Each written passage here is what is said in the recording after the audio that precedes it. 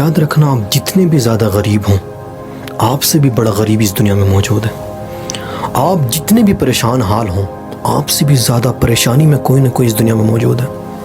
اپنی پریشانی کو، اپنی غربت کو، اپنے مسئلے کو آخری حد کا مسئلہ نہ سمجھا کریں۔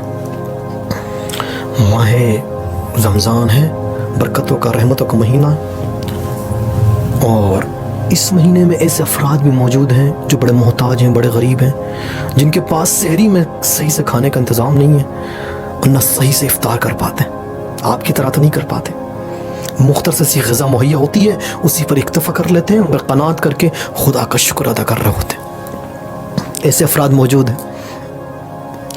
ہر ثروت مند، ہر امیر، ہر مالدار جو یہ تصور کرتا ہے کہ اس کی دولت اپنی دولت ہے، اس کو یہ نہیں بھولنا چاہیے کہ ہر امیر کی دولت میں خدا نے غریب کا حصہ رکھا ہے۔ ٹھیک ہے کہ آپ نے محنت کی ہے، آپ نے کمایا ہے، آپ نے اپنی جدوجہد سے اس دولت کو حاصل کیا ہے، لیکن قدرتی طور پر خدا نے آپ کی دولت میں کسی غریب کا، کسی فقیر کا، کسی محتاج کا حصہ بھی رکھ دیا۔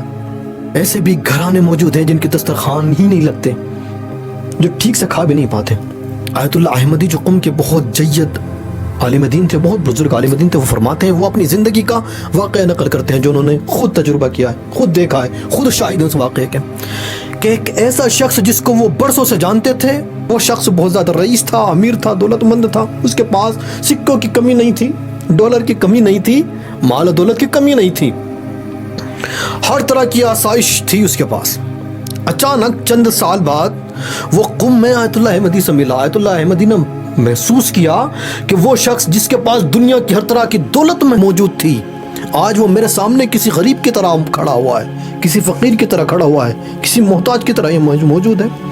آیت اللہ احمدی خود آگے بڑھے اور اس سے ماجرات پوچھا کہ مسئلہ کیا ہے، تمہارے ساتھ ہوا کیا ہے، زندگی میں کیا کھیل کھیلا ہے تمہارے ساتھ۔ وہ شخص کہتا ہے کہ میں آپ سے چھپانا نہیں چاہتا تاکہ دوسروں کے لیے عبرت بنے۔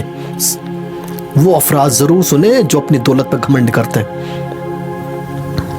وہ کہتا ہے کہ رمضان کا مہینہ تھا، میں اپنے گھر سے نکل رہا تھا، ایک خاتون جو معمولی طور پر فقیر نظر نہیں آتی تھی، یعنی وہ مجبوراً میرے پاس آئی تھی۔ تب وہ میرے پاس آئی، اس نے مجھ سے افطار کے لیے مدد کا مطالبہ کیا، مجھ سے مطالبہ کیا کہ میری مدد کر دو تاکہ میں اپنے بچوں کے لیے کھانا کھلا سکوں، اپنے لیے کھانے کا انتظام کر سکوں، افطار کا انتظام کر سکوں۔ اس شخص کے پاس دو راستے تھے۔ پہلا یہ، چونکہ یہ مالدار تھا تو اس کو چاہیے تھا کہ مدد کر دے، اس کے پاس اچھے خاصے پیسے تھے، اگر کوئی دل والا ہو، اگر مالدار نہ بھی ہو تو وہ مدد کرتا ہے۔ یا تو یہ اس کو چاہیے تھا کہ مدد کر دے، یا پھر عزت کے ساتھ منع کر دیتا۔ پہلا یہ کہ اس کی مدد نہیں کی، اور دوسرا یہ کہ اس کو سختی کے ساتھ ڈانٹا اور منع کر دیا۔ یہ شخص کہتا ہے کہ میں نے جب پیچھے مڑ کے دیکھا تو وہ خاتون جو مجھ سے مدد طلب کر رہی تھی، وہ آنکھیں زمین میں گاڑ کر رو رہی تھی اور اپنے پوس کا پورا وجود بے عزت محسوس کر رہا تھا۔ وہ دن تھا، اسی حادثے کے بعد اسی ماہ رمضان میں اس طرح کے آثار نمودار ہونے لگے تھے کہ میرے ہاتھ سے دولت جانی شروع ہو گئی، دولت میں برکت کم ہو گئی، اور نتیجہ یہ ہے کہ آج میرے پاس کھانے تک کا پیسہ نہیں ہے۔ آخر آپ کے پاس کس بات کا گھمنڈ ہے؟ دولت کا گھمنڈ ہے؟